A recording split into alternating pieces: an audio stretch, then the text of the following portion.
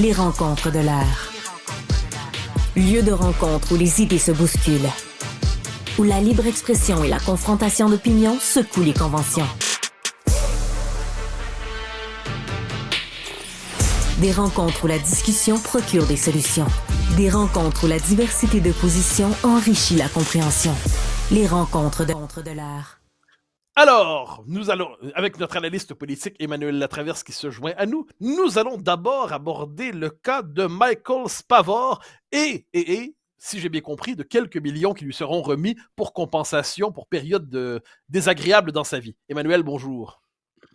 Oui, bonjour. C'est super intéressant cette histoire-là parce qu'on a appris et ça a été confirmé que le gouvernement fédéral en est venu à une entente avec Michael Spavor pour son incarcération de 1019 jours en Chine. On se rappellera, il était un des deux Michaels, comme on les a appelés, qui a été détenu par les autorités chinoises en étant accusé d'espionnage dans ce qui a été vu globalement et à l'échelle de la planète entière comme étant de la diplomatie d'otages, hein, où finalement la Chine a arrêté ces deux Canadiens comme mesure de représailles pour le fait que la numéro 2, hein, la princesse chinoise, comme on l'appelle, Meng Wanzhou, la numéro 2 de chez Huawei, avait été arrêtée au Canada en vue de sa déportation son extradition, excuse-moi, vers les États-Unis.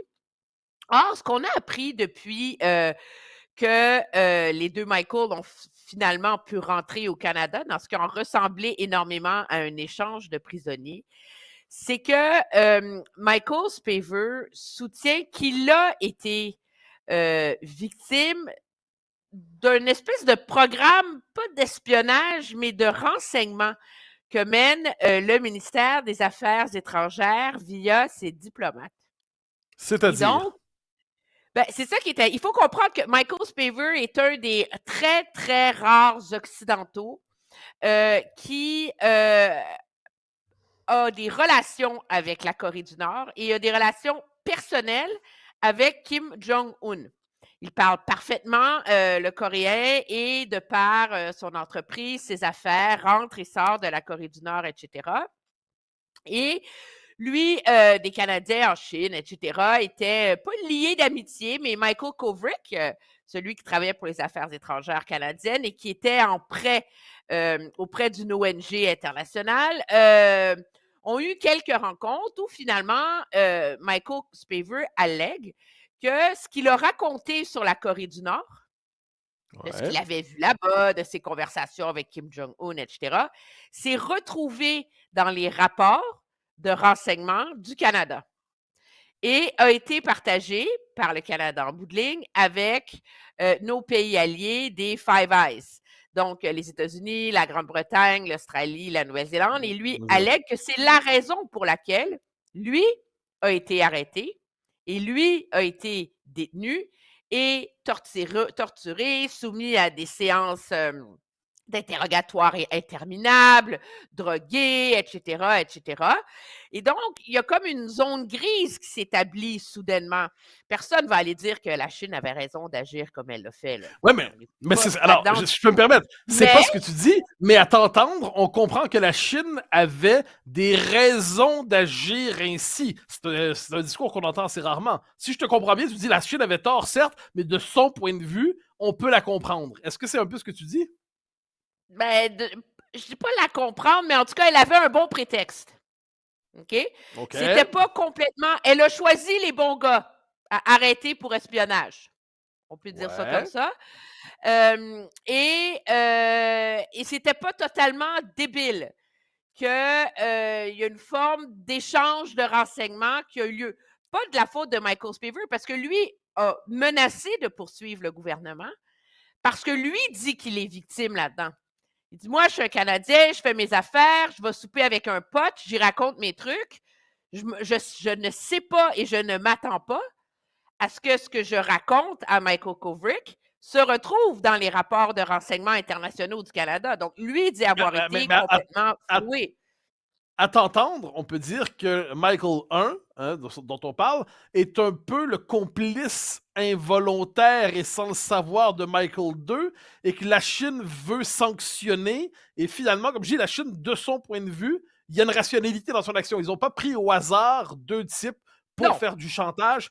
Mais c'est particulier. Donc, autrement dit, parce que ton propos, tu nous expliques que finalement, le Canada mène des visées d'espionnage avec les Five Eyes en Ben, Chine c'est pas des et visées. en Corée du Non, je Nord. pense pas. C'est pas comme ça qu'il faut comprendre le programme. Et il y a un programme qui existe au sein du ministère des Affaires étrangères où les diplomates qui sont postés un peu partout, inévitablement, ça fait partie. Il y a comme une zone grise là-dedans. Ça fait partie de la diplomatie. Tu es dans un pays, tu rencontres du monde, tu es supposé partager avec le Canada, les choses que tu entends, que tu sais, etc. Et il y a certains diplomates qui sont formés pour aller un peu plus loin, développer des sources, etc. Donc, Développer une amitié l'espionnage, pour être capable de soutirer les informations. Je précise que tous les services de renseignement font ça. Je lisais récemment un ouvrage sur les techniques des services de renseignement russes en France, et une des techniques utilisées, c'est développer des amitiés avec des obsédés de l'histoire russe, de la culture russe, tout ça. Et développant cette amitié, ça crée, sans que la personne n'en soit consciente, une source d'information sous la médiation d'une amitié surjouée. Ça existe dans ben, tous les pays. Tous les services de renseignement font ça. et ce qui est arrivé au Canada, c'est que ce programme-là qui existe depuis longtemps, ben, tout d'un coup, il a été mis sous la loupe, sous une loupe et un cadre d'analyse beaucoup plus strict à partir du moment où on se rend compte qu'il a été instrumentalisé dans les Ouais. désirs de vengeance de la Chine contre le Canada. Et il y a un rapport d'enquête du service qui supervise les activités de renseignement au Canada qui conclut finalement que la façon dont ce programme est mené au sein des affaires étrangères est complètement est dangereuse en vérité, parce qu'il est mal encadré, parce que la gestion du risque est mal faite, parce que les gens sont mal formés, Mais ça peut se, et ce rapport-là ça peut se était retourner contre complet. n'importe quel pauvre diable. Ça peut se retourner contre n'importe quel pauvre diable. Le pauvre diable qui a le malheur d'avoir une conversation avec quelqu'un qui participe à ce programme peut d'un coup être accusé de complicité d'espionnage. Ce que je comprends de ton propos, c'est que finalement, il y a des victimes. Le Michael dont nous parlons aujourd'hui, Spaver, Spaver. est la victime. Spaver, pardon-moi, est la victime collatérale d'un programme C'est ce que lui gouvernemental allègue, en tout canadien. cas. C'est Mais très tu sembles certainement ce que prendre. lui allègue. Mais tu sembles prendre au sérieux son propos. Tu rapportes son Ben, propos je veux dire, on avec prend pas un. assez son sérieux. Je veux dire, Mathieu, on prend assez au sérieux son propos à partir du fait que le gouvernement a négocié Ouais. une entente de dédommagement avec lui. Et le gouvernement est en train de négocier une entente de dédommagement avec Michael Kovrig aussi, mais du côté de Michael Kovrig, ce que lui dit, puis on les a très peu entendus les deux, lui affirme que tout ce qu'il va recevoir au-delà de la perte de revenus et de compenser pour ses thérapies, ses traitements, etc., parce que quand même, ces mecs-là, c'est absolument C'est atroce. impensable ce à quoi ils ont, et atroce ce à quoi, que tout le reste, il va le donner à des œuvres de charité, etc. On n'est pas dans la même logique pour Michael Spavor. Pour Michael Spavor, on est dans une logique de dédommagement clair, net, et le montant qui circule, qui est allégué, qui est écrit dans l'article du Globe and Mail ce matin, c'est 6 millions de dollars. Ben, tu ne donnes pas 6 millions de dollars à quelqu'un pour perte de revenus et thérapie. Là. Alors, il y a comme une reconnaissance. Est-ce qu'il y a une reconnaissance là-dedans du Canada que son programme de renseignement mené au sein des affaires étrangères était mal foutu, a mis des vies à risque et a contribué à l'arrestation des deux Michael? Moi, je pense que ça fait partie du débat, ça fait partie d'une réflexion qui doit avoir lieu sur la place publique, et qu'il faut oser avoir ce débat-là sans avoir l'impression qu'on dédouane la Chine dans son comportement. Là. C'est ça. En tout cas, c'est super intéressant. Alors, en une phrase, oui ou non, et ensuite on passe, parce qu'on a un peu plus de temps aujourd'hui, donc on va en profiter pour faire 3 sujets plutôt que 2. Mais en une phrase, est-ce que ce dédommagement est un aveu, oui ou non? Ben, moi, j'y Tu vois peux un ajouter aveu. peut-être. Ah oui, quand même, tu y vois un Peut-être. aveu. Ben, Peut-être un aveu. ça démontre que les allégations soulevées par Michael Spavor étaient assez crédibles et assez substantielles pour que le gouvernement juge qu'il ne fallait pas étirer la sauce et se retrouver à procès. C'est assez clair comme réponse. Sujet numéro 2, et comme troisième, je l'annonce, on parlera de Justin Trudeau qui fait du ski. C'est assez particulier. Mais sujet numéro 2, Nordvolt. Ah ouais. Ah non, c'est singulier. Mais sujet numéro 2, un peu plus sérieux, un peu plus aride, un peu plus... Nordvolt. Alors, est-ce que c'est un succès du gouvernement Legault ou est-ce que c'est en train de devenir la patate chaude du gouvernement Legault? J'ai l'impression que c'est à la fois un propulseur et un boulet, et je cherche à savoir si c'est d'abord propulseur ou d'abord boulet. C'est d'abord propulseur, mais c'est boulet parce que, en ayant peur de son ombre, le gouvernement a péché par manque de transparence. Et c'est ça qui est en train de nuire à tout. Moi, je l'avoue ouvertement, là, je ne suis pas dans la classe des scandalisés. Que le gouvernement n'ait pas soumis Northvolt à un BAP, à une évaluation environnementale, pour une foule de raisons. Premièrement, de penser qu'on aurait dû demander à Northvolt de se soumettre à un BAP, c'est de s'imaginer que le Québec est un village gaulois qui vit sous une bulle, dans une économie d'autarcie et n'est pas en concurrence avec le reste du monde. Ouais, ça, Parce que c'est la généralement le point de réalité, vue de nos amis de la gauche écolo, non? peut-être, là, mais la réalité, c'est que depuis que les États-Unis ont lancé le Inflation Reduction Act, ils ont mis sur la table des subventions absolument démentielles pour attirer une filière batterie aux États-Unis et la créer de toutes pièces. Ils ont causé une course folle à travers le monde au complet pour attirer ces usines-là et essayer d'en grappiller quelques-unes pour les convaincre de ne pas aller aux États-Unis. Le Québec n'était pas capable d'attirer les gros joueurs comme Stellantis, comme Volkswagen, etc. Il faut comprendre comment c'est arrivé, cette histoire-là. Là. C'est François-Philippe Champagne qui a des contacts partout, qui a réussi à entrer en contact avec Northvolt, qui était sur le point de signer aux États-Unis. Puis on dit, hey, commande, viens au Québec, viens rencontrer, tu vas voir, c'est génial, vous pourriez venir. Mais on a réussi à, in extremis, attraper Northvolt au passage.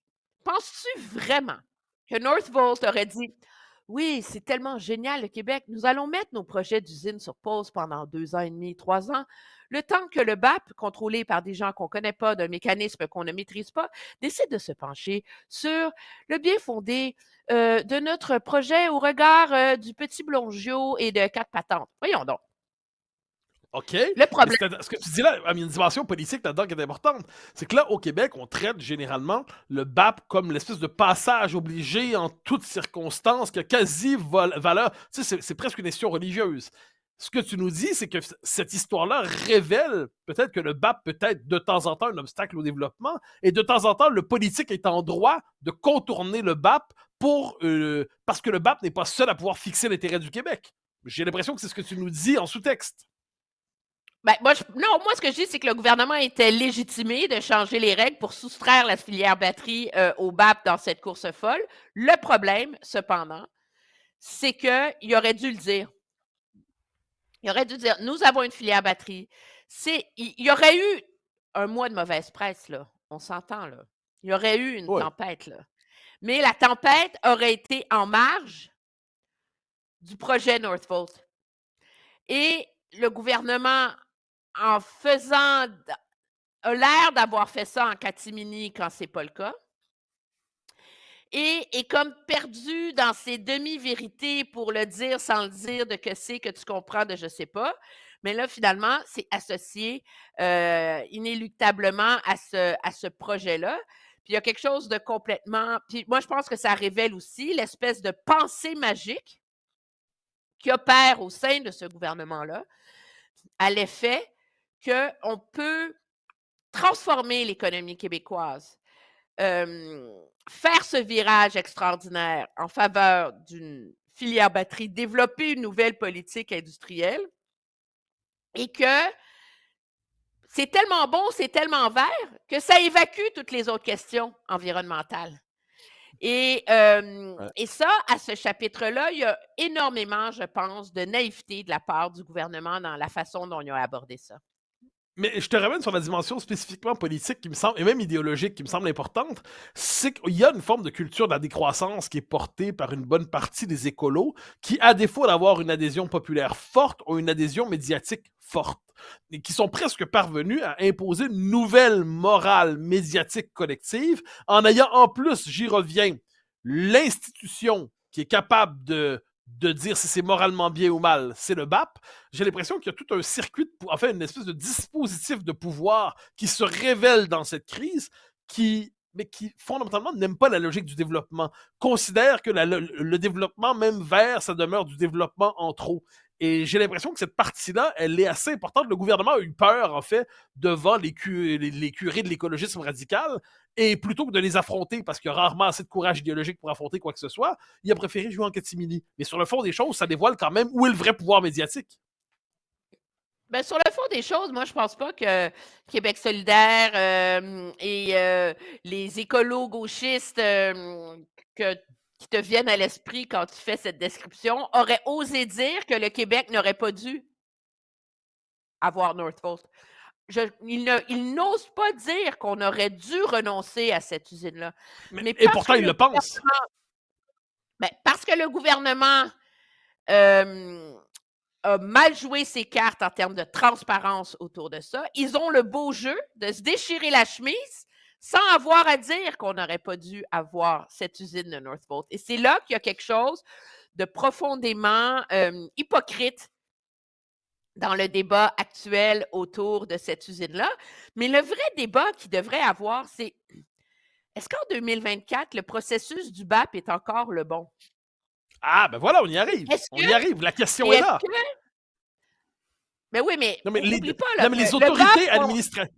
Non, mais qu'est-ce que c'est l'histoire de la démocratie depuis 40 ans en Occident? C'est la multiplication des autorités administratives indépendantes, c'est-à-dire la plupart du temps occupées par des militants très idéologisés. C'est le développement de pouvoirs parallèles dans les tribunaux plutôt que le Parlement. Donc j'ai l'impression que une forme de développement étrange du monde occidental, un peu partout en Occident d'ailleurs, autorités administratives indépendantes, autorités de consultation indépendantes, tribunaux, bureaux, fait en sorte qu'il y a une machine à bloquer qui est devenue plus forte que la machine à développer.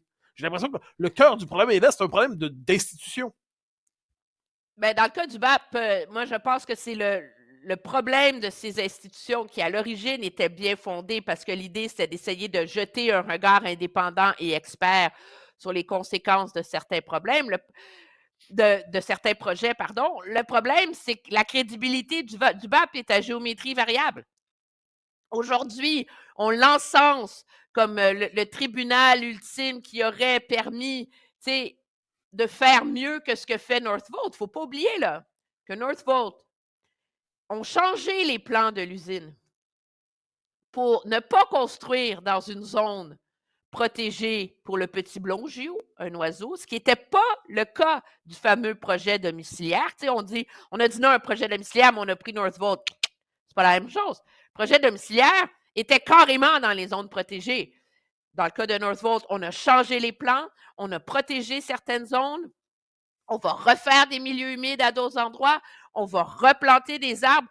On est auprès d'une entreprise responsable. Mais là, tout d'un coup, le BAP ferait mieux. C'est le même BAP, rappelle-toi, qui, après 1 an et demi, 2 ans d'études, avait conclu que le projet de tramway à Québec, il était mauvais, de chez mauvais, avec un M majuscule, qui était mal ficelé, mal organisé, que le tracé n'était pas le bon.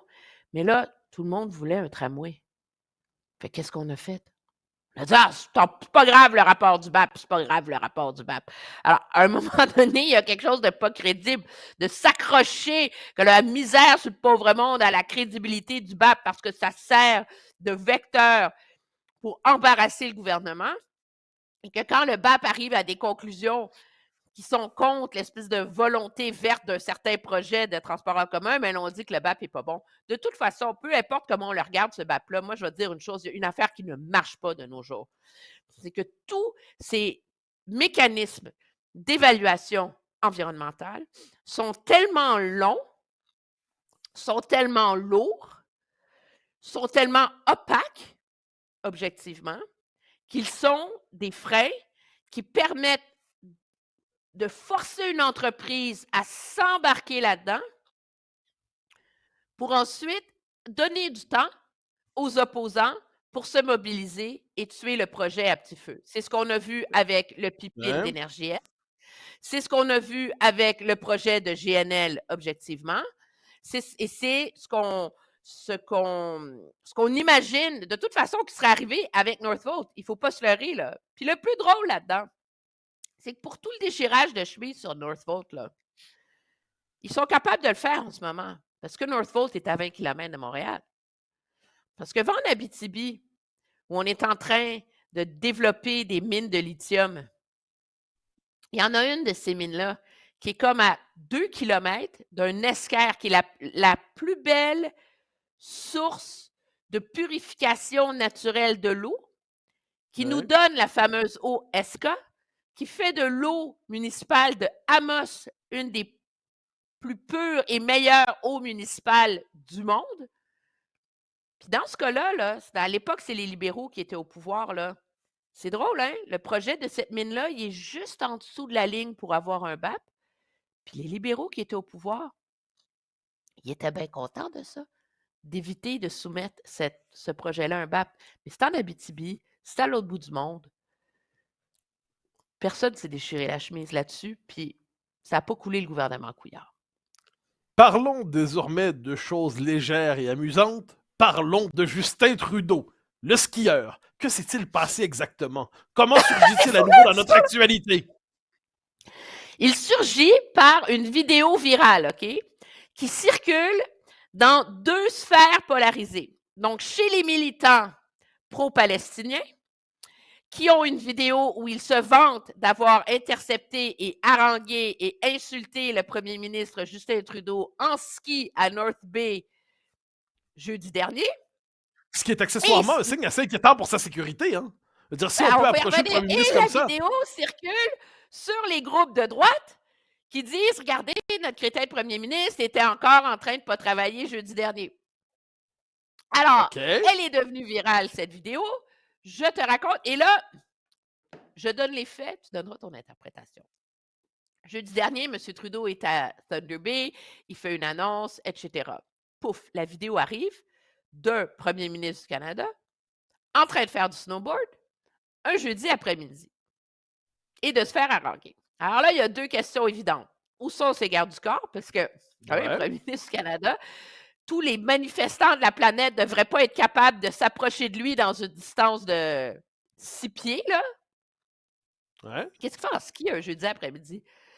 Le premier ministre qui fait du ski pendant la semaine de relâche avec ses enfants, etc. Mais là, alors, j'ai demandé au bureau du premier ministre. On m'a dit que ses gardes du corps étaient présents. D'accord. C'était déguisé en arbre? Et on me dit que M. Trudeau, à Thunder Bay, pour une autre annonce, est allé visiter une école de ski et, ce faisant, a décidé de faire 3 descentes avec les jeunes. Ça a l'air vrai ou ça n'a pas l'air vrai? Horaire. Ben, je sais pas, c'était pas sur son horaire. Alors, mais moi, personnellement, je scandale zéro, quant à moi, sur le fait qu'il fasse du ski. Les circonstances peuvent s'y prêter, mais j'en reviens, le vrai scandale, c'est que il est possible, avec des militants qui ne sont pas exactement des tendres, qui ont un potentiel radical, qui peuvent approcher le premier ministre ainsi et attenter, heureusement c'est pas arrivé, mais il aurait pu attenter à sa vie, à sa sécurité. Il y a quand même un côté État un peu léger au Canada de laisser ainsi le premier ministre se laisser approcher ainsi. Je pense que le vrai enjeu est là, non? Que ses gardes du corps étaient là en ski avec lui, mais c'est vrai que quand on regarde c'est pas assez pour que les autres l'approchent. Ben c'est ça, c'est pas assez pour empêcher les autres de l'approcher. Alors, c'est assez, mais c'est pas la première fois que ça arrive. Hein? Rappelle-toi que M. Trudeau s'est fait haranguer sur la question palestinienne encore par des manifestants à Vancouver avant Noël. Les manifestants pro-palestiniens, en tout cas, ont réussi à faire assez de grabuge pour que finalement, on annule un dîner d'État avec la première ministre d'Italie. Et on a su par la suite, parce qu'au début, dans les premières heures, on pensait que c'était la police de Toronto qui a recommandé, que la police de Toronto n'avait pas le contrôle, etc. Et finalement, une fois que les forces policières ont toutes été montrées du doigt les unes après les autres pour avoir été supposément incompétentes à protéger une première ministre du G7, on se doute de la réaction qu'elles ont eue. Alors finalement, ça a été révélé que la décision est venue du politique d'annuler le dîner.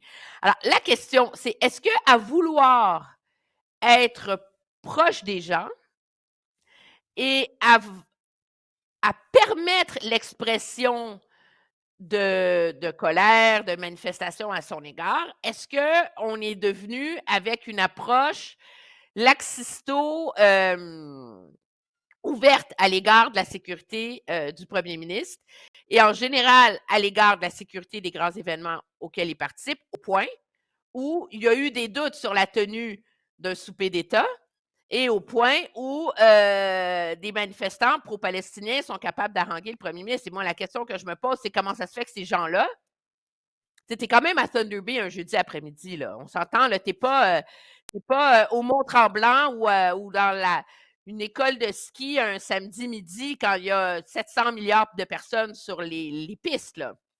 Ça prend toute une coïncidence pour que des manifestants pro-palestiniens, par hasard, soient sur la même piste de ski que Justin Trudeau, par hasard, le jour où Justin Trudeau est là, tu sais. Sur cette Donc, il y a réflexion encore pas pleine mise de... sous roche sur qu'est-ce qui est Ben vraiment voilà, arrivé. sur cette réflexion pleine de méfiance qui laisse deviner qu'il y a une histoire derrière l'histoire, Emmanuel Latraverse, c'était un plaisir. On se reparle lundi. Merci beaucoup. Au revoir. Bye bye. Chers amis, c'était un plaisir de vous parler dans cette émission d'un format inattendu. C'est un grand bonheur et on se reparle la semaine prochaine, lundi, pour la suite du décryptage de cette actualité. Merci à vous.